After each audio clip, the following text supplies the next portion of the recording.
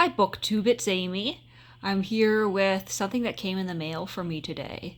This is a little essay collection from 1960 by Lawrence Clark Powell titled Books in My Baggage. And as you can see, the dust jacket is almost perfectly intact. There's a bit of a tear here that looks like it's been taped up.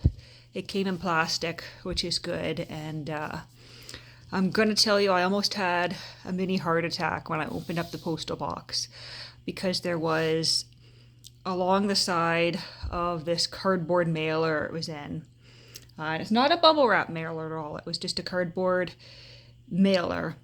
There was a gash of about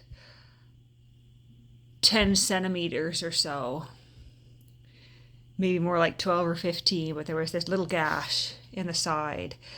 And I thought, oh my goodness, has something, ripped through this and destroyed part of the book. But thankfully it hadn't, although the seller had put it in that stupid little cardboard mailer.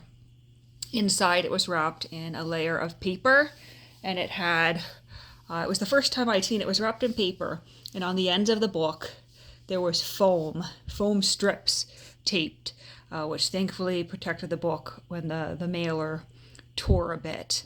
But it arrived, and it's just as beautiful as I expected. It's always fun when you get an older book like this and the dust jacket is in such great condition. And this is a really pretty blue here, but the subtitle here says that Powell is the author of another book titled A Passion for Books. And I was very pleased when I looked inside because we have this Ex Libris book plate inside from someone named Horace V. Shooter. And this image here looks somewhat familiar to me. And so I don't know whether it was a mass-produced book plate that Shooter was able to get personalized, or whether it's just a very, very familiar / common image that looks like other things I've seen. There's not really much on the flap here. It looks like it's blurbs from newspapers and whatnot. Adventures in Reading and Collecting. As I said, copyright 1960. And so we've got in the table of contents here, first person biographical, the time, the place in the book, 9x9 of the earthy glory of life, of whales and grass, ripeness is all, no life without books, and speaking of books. We have Bookman in Britain, book hunting in Britain, a southwesterner in Scotland, to Newbury to buy an old book, rendezvous in Cadogan Square, and that looks like it. So those are the essays, 2 parts with several chapters or essays in each.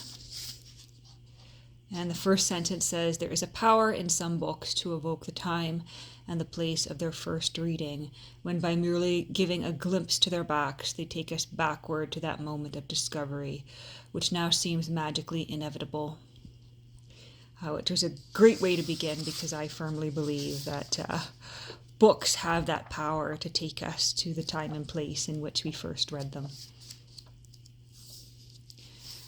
And this, if it's been read, it was read very carefully. Oh, just as I say that, I come across a torn page, but a little bit yellowed, but for the most part, no stains, no writing.